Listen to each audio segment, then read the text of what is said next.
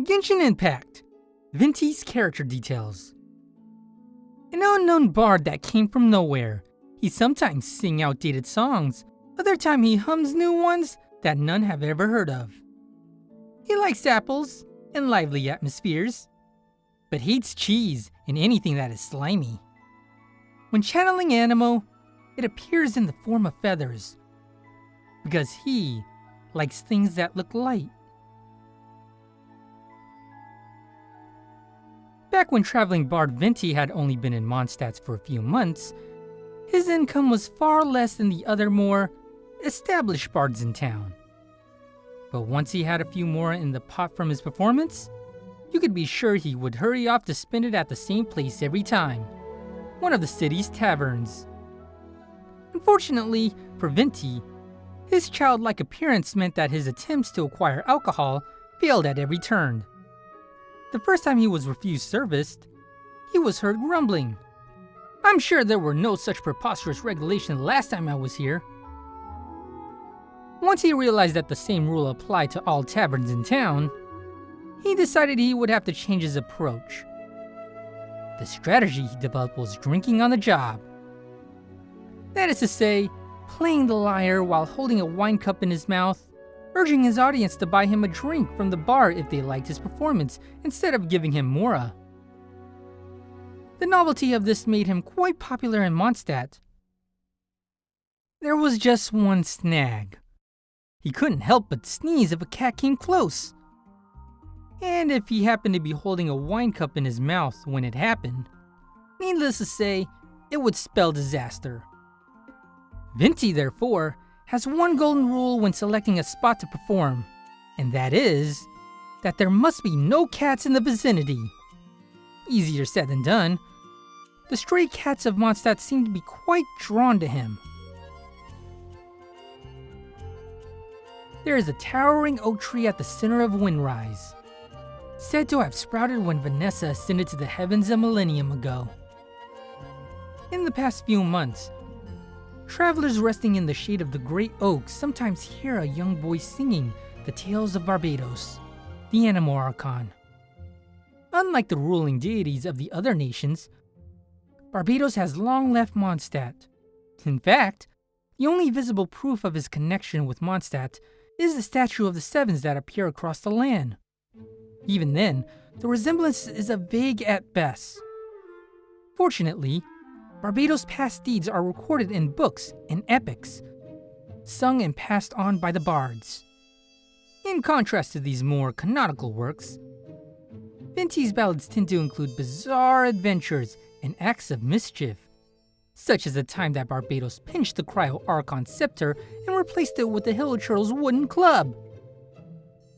Worshippers of Barbados are quick to decry these frivolous tales as blasphemous fabrications. But whenever someone confronts Venti about this, his response suggests that he has not an ounce of remorse. "How can you know that they're fabrications?" He has a point. Even the most devoted sister could not possibly know the details of all of Barbados' deed from a millennium ago. Only Venti knows the truth behind his song and lyrics. It is a truth he hides behind an enigmatic smile. Reason being, yes, Venti's tall tales of Barbados' unorthodox exploits are entirely fabricated. Hey, Venti finds that a few drinks really gets his muse going. Can you really blame him? Around 2,600 years ago, the Archon War had yet to end, and the world had yet to fall under the dominion of the Seven. In those days, the city called Mondstadt was surrounded on all sides by gales impenetrable even to the birds of the air. The wind's ceaseless howling ground the soil and the rock of that city into smooth, flowing dust. The Lord of Wind who lived in his high tower was Decarabian, god of storms.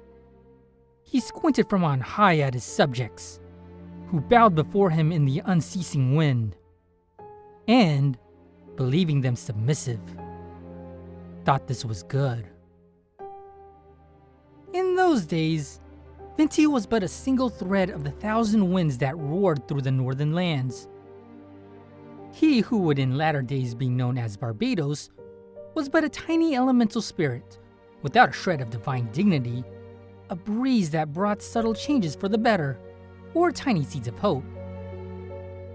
In Mondstadt of old, Venti met a young boy. This lad knew how to play the lyre, and longed to write the greatest poem of all. "I do so wish to see the birds in flight," so said the boy who never seen the blue sky, eagles, or the green grass, his voice almost utterly drowned by the wind. "Friend, will you not come along?" The elemental being Venti obtained the feather of an eagle for the lad living in the storm-shrouded city, who had never seen a bird in his life. Then, war broke out in Mondstadt, in the name of freedom. With the feather tucked away in his breast pocket, Venti watched the fall of the eccentric ruler amid the wreck and ruin of revolt together with his friend. The ruler had believed that he had given his subjects a city free from the bitter cold, and to the end, he believed that they had loved him as he loved them. Yet, despite the victory, Venti was never able to give that feather to the lad, for that lad had fallen in the battle for the sake of song, sky, and birds, and for the people who, like him, had dwelled within the storm wall. With the crumbling of an ancient seat of divinity, a new god was born. The animal Archon Barbados felt power flowing at his fingertips.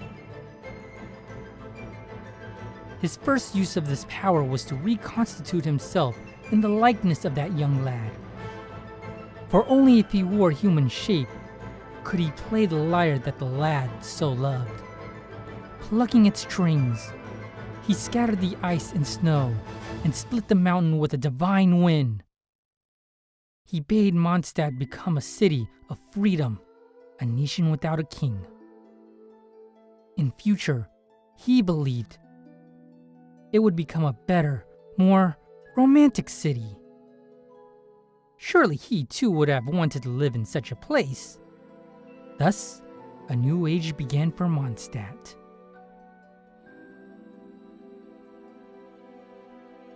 The animal Archon cannot take credit for everything in Mondstadt. I shall sing now the praises of things beauteous and true. We thank the west wind, whose enduring caress brings the blossoms of spring, by whose scent we are blessed. Finches, ducks, rabbits, and boars, Mondstadt's revival bid them thrive evermore. In summer the lion walks the plains, no words one finds to praise it but these. Do you sweat out your water to make way for wine? Comes the heat of the summer from your mane of sunshine. The mountain mouths and gorges low like drunkards wayward lie, but the east wind cares not, for it doesn't walk, it flies. Over the fruit trees it brushes low, and its wing bring the harvest of things that grow. The north wind in the silent forest slumbers, and around it pace the wolves in their numbers, though most have never seen a glimpse of them seen, for the wind knows that none is of winter too keen. Yet the animal Archon glimpses and sees that it dreams each night of warm reverie. As the four seasons in turn shall say their piece, so the four winds too shall never cease, of course, to look at it differently. I am the one who should be credited here, and not they. Credit should be given where credits belong. If not for the bard who pens the song, then who shall ensure that these tales are passed on? After 1600 years of history, Mondstadt's freedom had sunk to a heretofore unseen low. Barbados, unwilling to become a tyrant, had departed, but he had never imagined that those to whom he had gifted freedom would make for themselves a tyrant. The aristocracy ruled Mondstadt with a cruel hand, bringing slaves into this land and ignoring the cries of the oppressed. Thus, the Animal Archon returned after these 1600 years to what was once the City of Freedom. He heard the cry of the slave girl, Vanessa, and together with her raised a rebellion that overthrew the aristocracy. Now, the above is what all know to be the official history of Mondstadt. This story has an interesting little known twist, however. The one who united the people of Mondstadt in this conflict was indeed the hero Vanessa. But that which caused many of the aristocracy's troop to turn coat was a treachery against the wind. A secret treaty was found, a betrayal of the city. The aristocrats had forsaken the wind and sold everything in Mondstadt to the Geo-Archon of the neighboring land. At the treaty's end was carved an insignia imitable by all save the deity so named, Rex Lapis. How the soldiers that had once oppressed the slaves shuddered when they saw that they too would become slaves in a foreign land. The news and the conflict spread like wildfire, consuming the aristocracy. It was only many years later that the historian would discover that this treaty was fake. As it turned out, Venti had once practiced the art of forgery in order to play pranks on the Geo-Archon, but could never deceive the god of wealth and transactions. Even so, his adeptness would come into play after several hundred years later. What a happy coincidence. The 7 Archons do not need visions, for they already have great power. Yet, Barbados was fond of the mortal world, and wanted to roam Mondstadt more freely as Venti. As such, he constructed a glass ornament very much like the visions worn by those chosen by the gods. The imitation has no special abilities, nor does Venti rely on it to channel elemental power. However, since Venti does not keep the holy lyre de Hemel by his side, and since he is too lazy to bring a normal lyre, he gave his fake vision the ability to turn into the wooden lyre, De Furling.